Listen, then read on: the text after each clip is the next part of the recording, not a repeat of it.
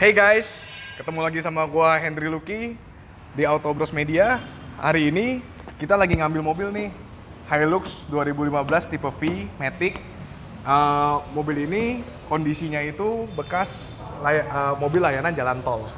Jadi mobil ini pun udah disiram, dicat ulang satu bodi karena bekas ada stiker spotlight gitu kan. Jadi itu nggak bisa dikelet begitu aja dan harus dicat. Kita lihat mobil ini.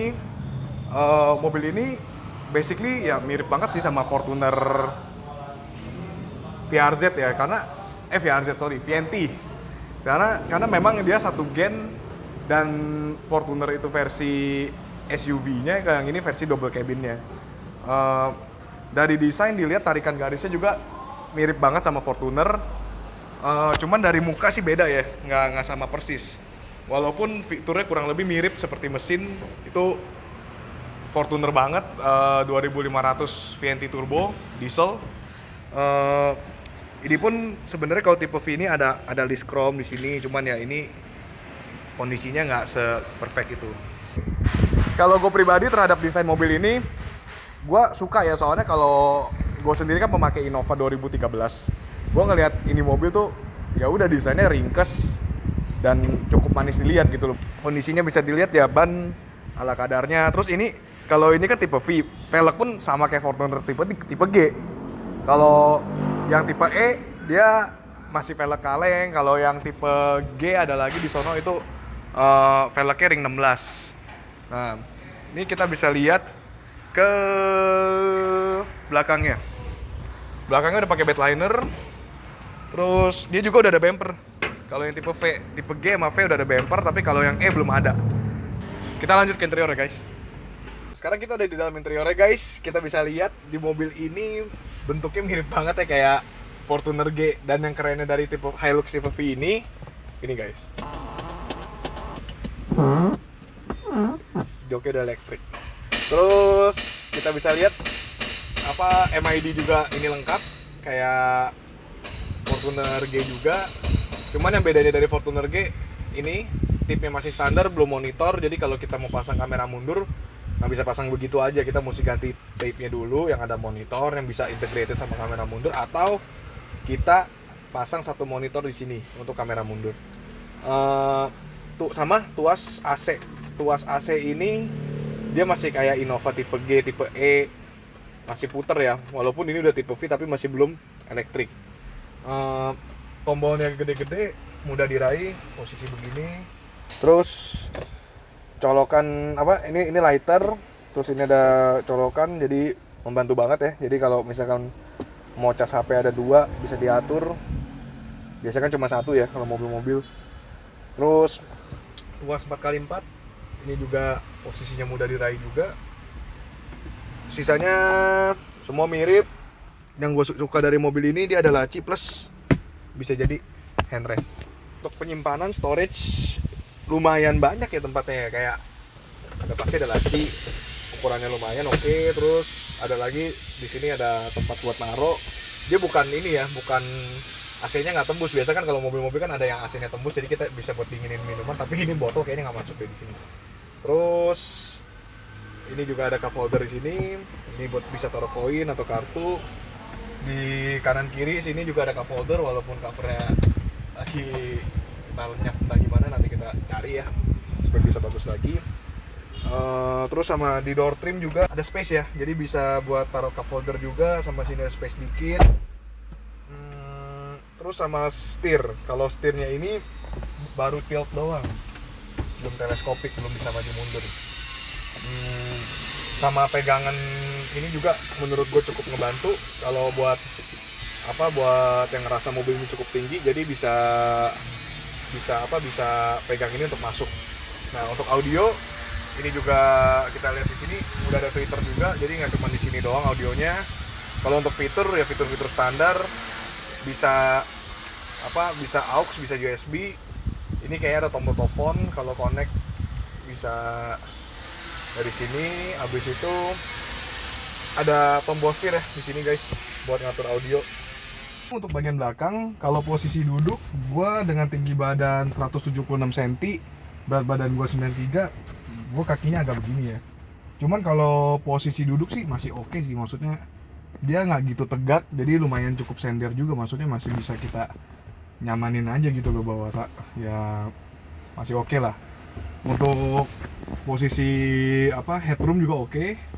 Di sini ada tempat penyimpanan standar, terus ya ini ada cup holder juga di sini.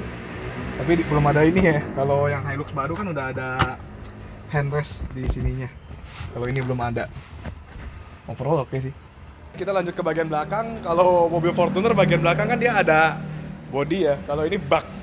Terus kalau gue lihat dari spesifikasinya, panjangnya Fortuner sama Hilux ini beda sekitar 30 cm. Jadi gimana pun ini pantat jauh lebih bongsor, jadi bawahnya pasti agak lebih susah lah. Nah, kita lanjut ke bagian belakang. Bagian belakang simple ya, cuma ada knob untuk pembuka. Terus di sini ada stop lamp. Stop lampnya ini nyala. Kalau kita injek rem juga dia ikutan nyala. Bagus juga buat visibilitas buat pengendara yang di belakang. Lanjut ke sini, kita buka.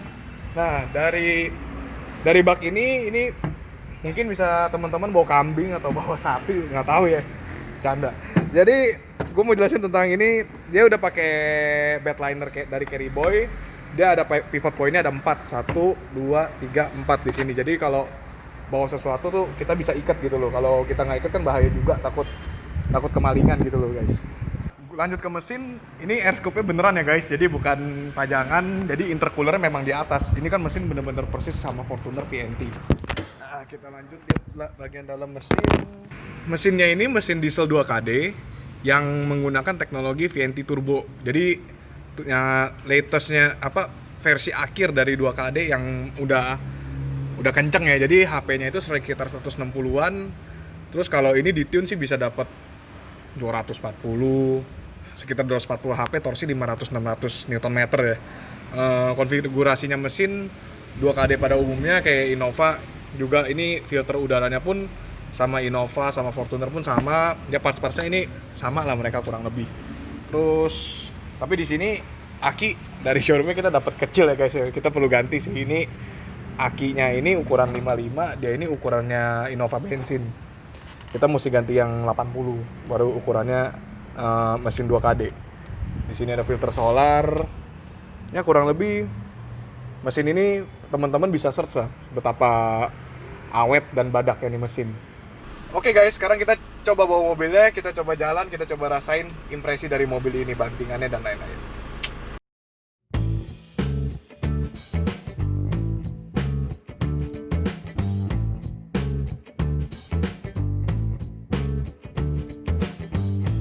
Sekarang gue udah di dalam mobil, gue udah masuk tol.